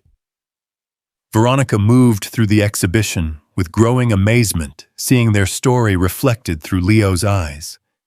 The corner store rendered in dark colors that somehow still managed to convey hope portraits of all four of them that captured emotional truths she hadn't even realized he'd observed. Abstract pieces that seemed to pulse with the energy of a child learning to trust in happiness. "This one's my favorite," Ella announced, stopping in front of a large painting that showed their house with exaggerated flowers blooming in every possible space, the yard window boxes even growing from the roof. "It's how our house feels inside my heart." Leo beamed at her words, his nervousness gradually giving way to pride as people began arriving for the opening. Chen was there, of course, along with several other families from the community center. But as the evening progressed, Veronica was surprised to see faces she recognized from her former life. Colleagues, business acquaintances, people who'd known her only as the ruthless CEO who never let personal considerations interfere with profit margins. "Veronica," Margaret Thornfield's voice cut through the gentle murmur of the gallery, carrying the shock of someone encountering a ghost from their past. "I heard rumors that you were, but I didn't believe. What are you doing here?" The question might have been awkward in another context, but surrounded by Leo's art, flanked by Daniel and the children who'd become her world, Veronica felt nothing but calm certainty. "I'm here supporting my son's first art exhibition," she said simply, her arm around Leo's shoulders. "Leo, I'd like you to meet Mrs. Thornfield. Margaret, this is Leo Cruz, and this is his father, Daniel." She watched Margaret's face as the pieces clicked into place. The story she'd heard in fragments from mutual acquaintances, the man who'd been shot, the child Veronica had taken in the life she'd built from the ashes of her corporate career. "It's nice to meet you both," Margaret said carefully, her business instincts telling her to polite while her expression betrayed her complete bewilderment at finding Veronica in this context. "Mrs. Thornfield," Leo said, with the careful politeness he still used with strangers, "would you like to see my favorite painting? It's the one I made of the day everything changed." Without waiting for an answer, he led Margaret toward the far wall where his largest piece hung, a canvas that depicted the corner store, but not as a scene of violence. Instead, Leo had painted it as a place where heroes were born, where ordinary people made extraordinary choices, where love conquered fear. The figures in the painting were abstracted, but unmistakably them. Daniel, arms outstretched in protection, Veronica and Ella reaching toward each other, and Leo himself watching it all with eyes that held both sorrow and hope. "He painted this," Margaret asked, her voice softer than Veronica had ever heard it. "Art therapy," Daniel explained. "Dr. Chen thought it might help him process what happened. Turns out Leo had a lot more to say than any of us expected." Margaret studied the painting for a long moment, and Veronica could see her struggling to reconcile the woman she'd known. Driven, calculating, emotionally distant, with the mother figure standing beside a man who'd nearly died protecting strangers. "You gave up everything for this," Margaret said finally, and it wasn't a question. "No," Veronica replied, watching Leo explain his artistic choices to a small group that had gathered around them. "I gave up nothing. I finally found everything." The evening continued to unfold with the kind of magic that seemed to follow their family in unexpected moments.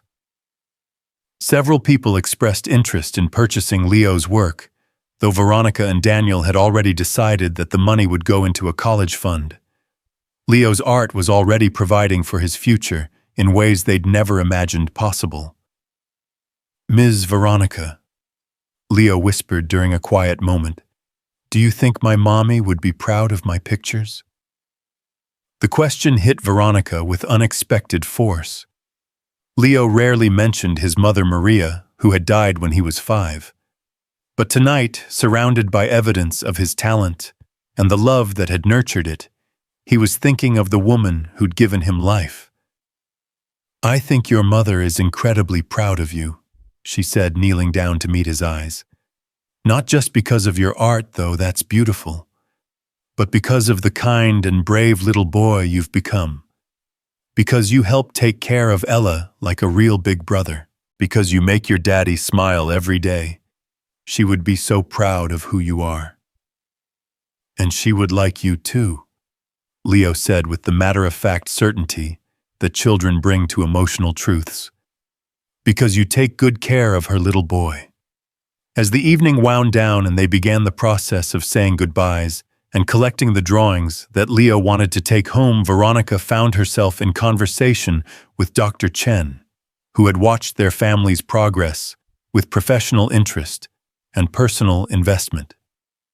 "You know," Dr. Chen said quietly, "when I first met Leo, he was a child carrying far too much responsibility, too much worry about things beyond his control. The trauma from the shooting was significant, but it was layered on top of years of economic stress, of watching his father work himself to exhaustion, of never feeling truly secure." "And now?" Veronica asked, though she could see the answer in Leo's relaxed posture as he showed Ella how to hold a paintbrush properly. "Now he's just a kid, a remarkably talented kid with a family that gives him room to be creative, to be vulnerable, to trust that his needs will be met. The transformation has been extraordinary." "We're all different than we were," Veronica mused, watching Daniel help elderly visitors navigate around the art displays with the patience and kindness that had become his signature traits. "Sometimes I wonder if we would have found each other if it hadn't been for that night in the store." "Maybe," Dr. Chen said, "but I don't think you would have been ready for each other. Trauma has a way of stripping away pretenses of showing us what actually matters. That night didn't just bring you together. It prepared you to build something real." As they drove home through the Seattle suburbs, both children chattering excitedly in the back seat about the evening's success, Veronica reflected on Dr. Chen's words. The woman she'd been 6 months ago would never have been able to appreciate Daniel's quiet strength, Leo's gentle wisdom, or the profound satisfaction that came from building a life around love rather than achievement. "Penny for your thoughts," Daniel said softly, his hand finding hers as they waited at a red light. "Just thinking about how different everything is, how different we all are. Do you regret it, any of it?" The question still came up occasionally, usually late at night, when Daniel's insecurities surfaced, when he worried that he'd disrupted her life too dramatically, that she'd wake up one day and realize what she'd given up. "Never," she said, meaning it completely. "Daniel, I spent 15 years building a company, accumulating wealth, achieving everything I thought I wanted, but I was never happy. Not really happy. Not the way I am when Leo shows me a new drawing, or when Ella tells me about her day at school, or when you smile at me over morning coffee. Even when Leo's having nightmares and Ella's throwing tantrums and I'm too tired from physical therapy to help with dinner. Especially then," Veronica laughed, "because that's real life. Messy, complicated, beautiful real life. The kind I never knew I wanted until I had it." The house was quiet when they arrived, the blanket fort still standing in the living room, like a monument to childhood creativity. As they went through the bedtime routine that had become their family rhythm, baths and teeth-brushing story time and goodnight hugs, Veronica marveled at how natural it all felt, how seamlessly they'd become a unit. "Mommy," Ella said as Veronica tucked her into bed, "when are you and Daddy Daniel going to get married?" The question hung in the air, innocent and loaded simultaneously. She and Daniel had talked about marriage, of course, in the careful way that adults discuss major life decisions when children are listening from the next room. But they'd agreed to let their relationship develop naturally, without the pressure of legal definitions or social expectations. "Would you like us to get married?" Veronica asked carefully. "Yes, because then Leo would really be my brother, and we'd all have the same last name, and it would be official that we're a real family." "We're already a real family, sweetheart. Marriage doesn't make families real. Love does." "But it would make it official," Ella insisted with 7-year-old logic. "Like when you signed the papers to buy this house. It made it official that it was ours."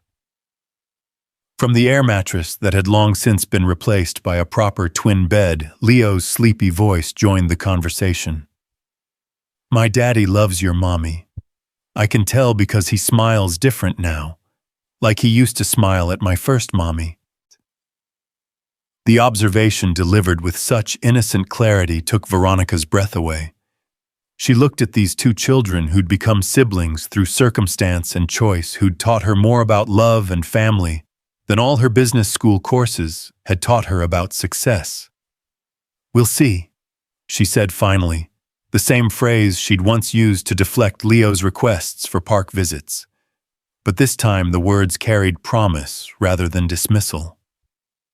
Later, after both children were asleep, she found Daniel on the back deck, looking out over the yard where they'd planted a garden together. Vegetables that Leo had chosen, flowers that Ella had insisted on, herbs that Daniel remembered from his mother's cooking. The space was still small, still new, but it was theirs in a way that her penthouse terrace had never been. "Ella asked about marriage tonight," she said, settling into the chair beside him. Daniel turned to look at her, his expression unreadable in the soft light from the kitchen windows. "What did you tell her?" "That we're already a family. That love makes families real, not paperwork." "And what do you think about paperwork, I mean?" Veronica was quiet for a moment, considering not just the practical implications, but the emotional weight of the question. Marriage would mean legally binding their unconventional family, creating official ties between people who'd found each other through tragedy and chosen each other through healing. "I think," she said slowly, "that I'd like Leo to have the same last name as the rest of us. I think I'd like legal recognition of the fact that you and I are equal parents to both children. I think I'd like the world to know that what we've built here is permanent, not some temporary arrangement, while we figure out something better." Daniel reached for her hand, his fingers intertwining with hers, with the familiarity that came from months of small, intimate gestures.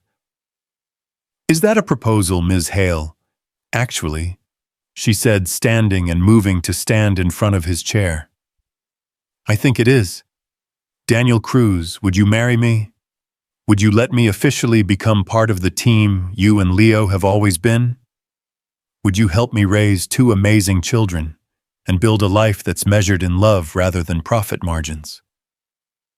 Daniel stood as well, his hands framing her face with the gentleness that had been the first thing she'd noticed about him during those early hospital visits. "Veronica Hale, I thought you'd never ask." Their kiss was interrupted by the sound of the back door sliding open and 2 pairs of small feet pattering across the deck. "We heard talking," Leo announced, not sounding particularly sorry for eavesdropping. "And we wanted to make sure nobody was sad," Ella added, though her expression suggested she'd heard enough to know that sadness wasn't the issue. "Nobody's sad," Daniel assured them, pulling both children into the embrace he shared with Veronica.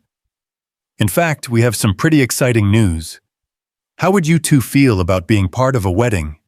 The squeals of delight that erupted from both children probably woke half the neighborhood, but none of them cared.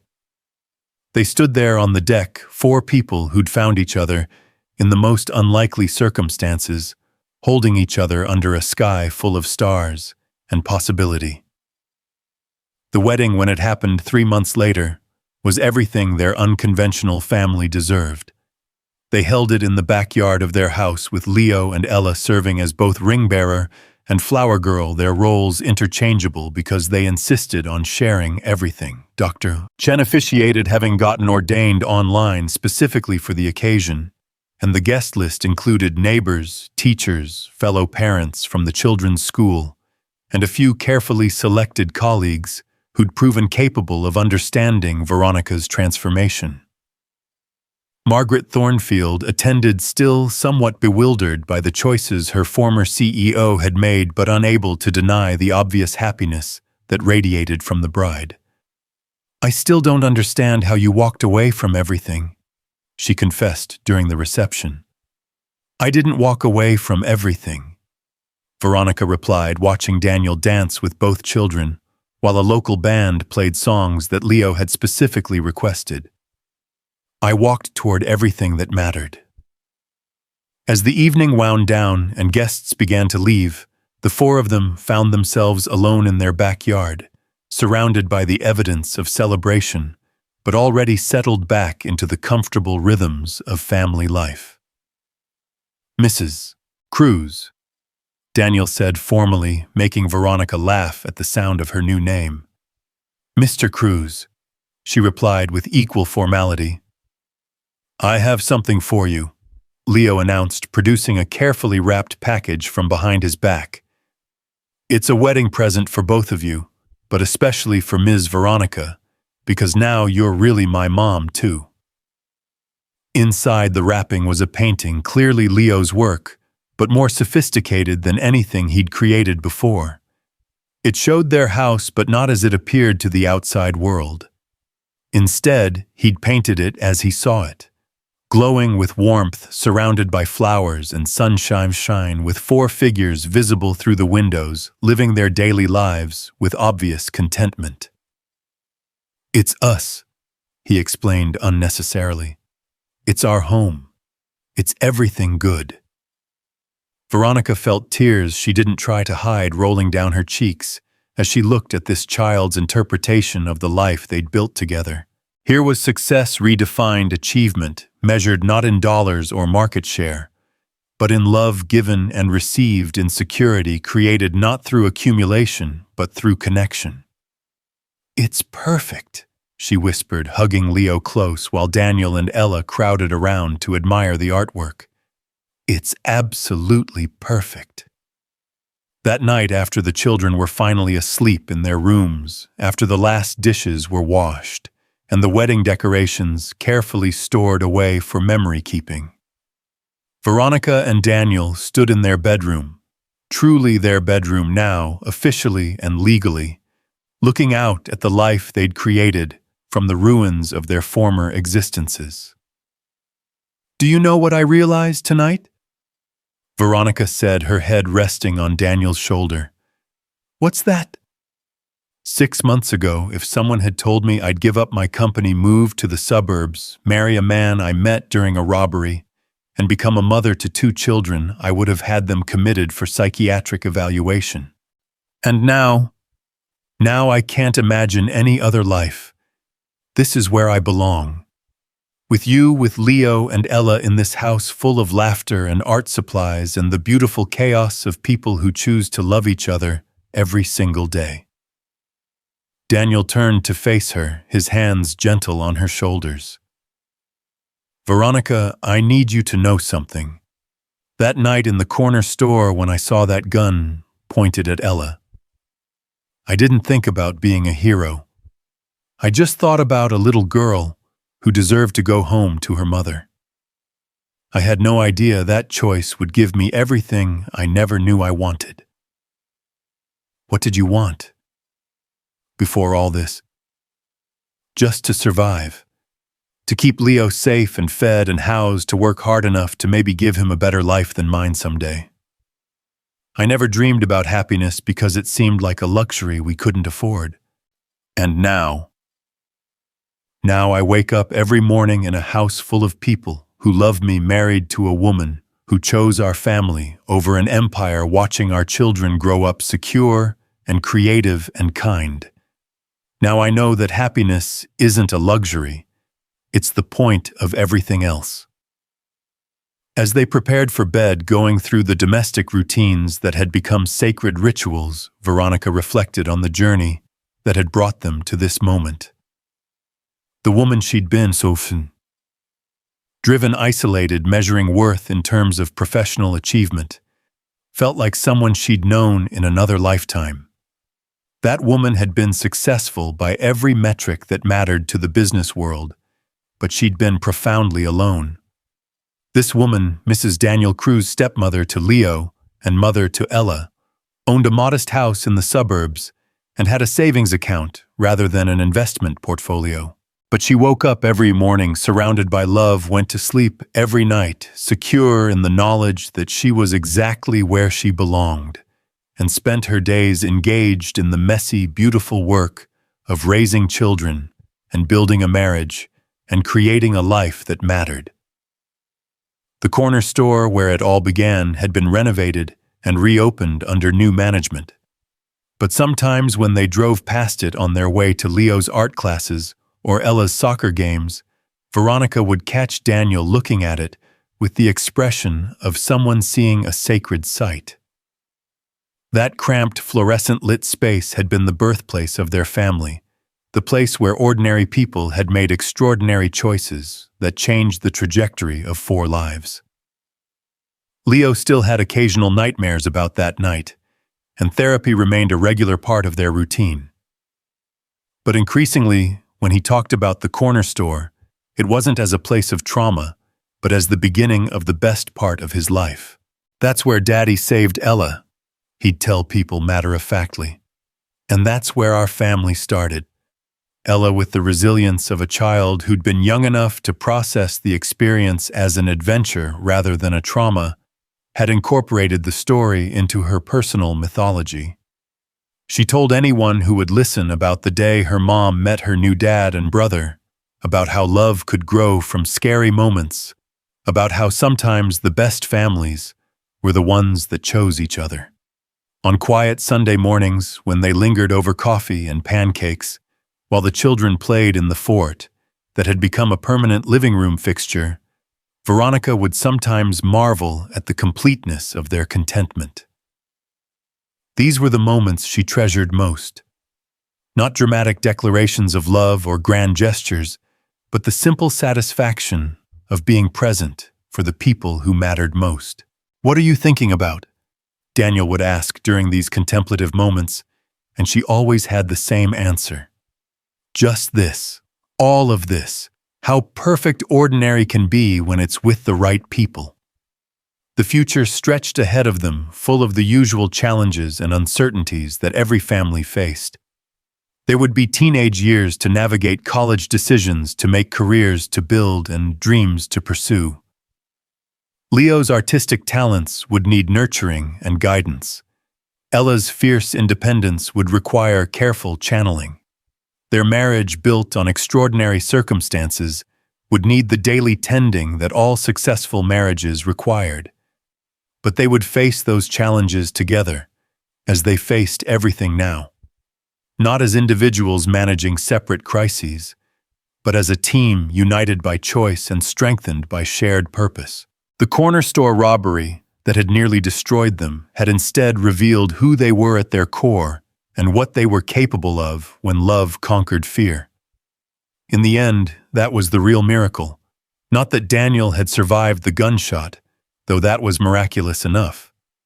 Not that Veronica had found the courage to leave her corporate life, though that had taken its own form of bravery. The real miracle was that 4 people thrown together by violence and circumstance had discovered in each other the missing pieces of themselves they'd never known they were looking for. Years later, when Leo's art was hanging in galleries across the Pacific Northwest, and Ella was following her own path toward making the world better, when Daniel's construction company was building homes for families like the one they'd once been. and Veronica was using her business expertise to help other single parents achieve stability and success. They would still gather every Sunday morning in their kitchen, still linger over coffee and conversation, still marvel at the beautiful complexity of the life they'd built from a single moment of heroism.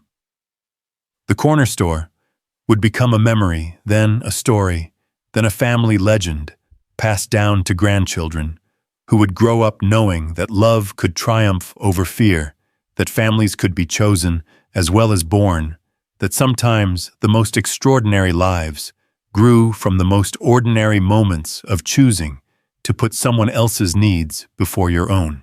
But that Sunday morning, as Veronica Cruz watched her husband help their children with an art project, while bacon sizzled on the stove and sunlight streamed through windows that looked out on a garden they'd planted together, the future was just potential. What mattered was the present. This moment, this family, this choice to find joy in the simple act of being together. "I love you," she said aloud, not to any one of them in particular, but to all of them, to the life they'd created, to the ordinary miracle of waking up every day surrounded by people who'd chosen to love her back. "We love you too," came the chorus of replies, and in that moment, Veronica Cruz knew with absolute certainty that she had finally found her way home.